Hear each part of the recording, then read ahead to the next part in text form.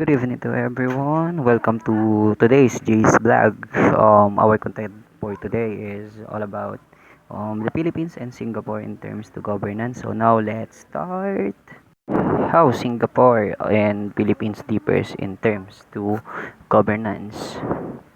So let's talk about the forms of leadership matters. Singapore's favorably policy context has enabled the PAP government to implement effective its public policies and also in the transform Singapore from a third world country to a first world country during the past 5 decades. On the other hand, the unfavorably policy context in the Philippines has a hundred policy implementations and adversely affected its national development efforts. However, the different levels of the trust and governance between the Singapore and Philippines cannot be explained solely in terms of the conceptual differences. The other factor accounting of the higher level of trust and governance in Singapore compared to the Philippines of effective of PAP government, on the other hand, the ineffectiveness of the various governments in the Philippines during the post-martial law period,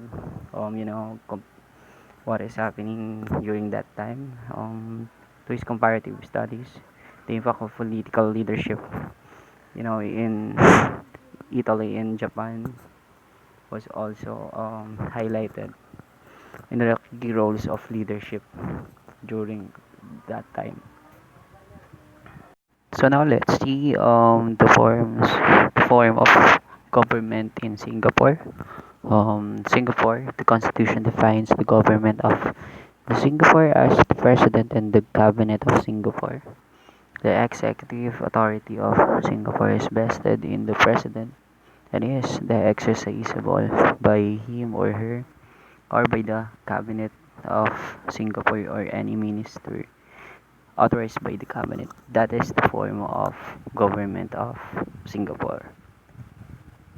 Next is Philippines. The Philippines is a republic with presidential form of government wherein the power is equally divided among its three branches. Also the executive, legislative, and judicial. The government seeks to act in the best interest of its citizen through the system of check and balance. That is the form of government in the Philippines. And we for more deeply comparing and contrasting, you let's go to the next slide for this. So in Singapore has what has been described as the parliamentary system with the Orwellian overtones.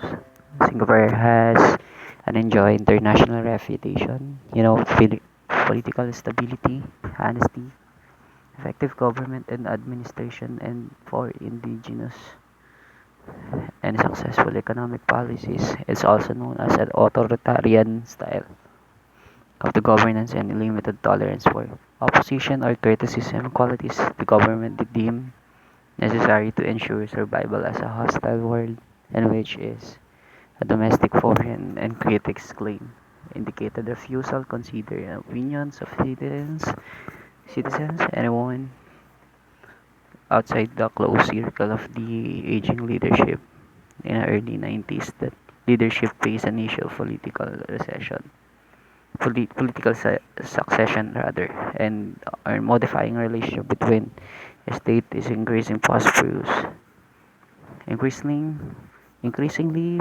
prosperous and well-educated society. And that is the additional information about the forms of government in Singapore. And how about the Philippines? How about the Philippines? The Philippines has also been described as an oligarchy democracy because since colonial times, throughout the Marcos era and the subsequent democratic administration's political and economic system has been dominated by dynastic oligarchies. Unfortunately, the oligarchy in the Philippines has been self-aggrandizing and has governed without concern for implementing land reform that resulting the problem of poverty and all the social the socio-economic problems that has been existing in Philippines.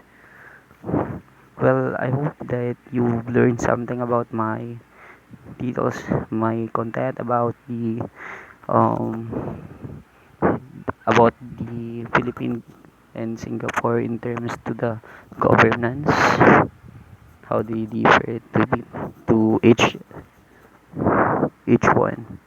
That's all for today. Thank you.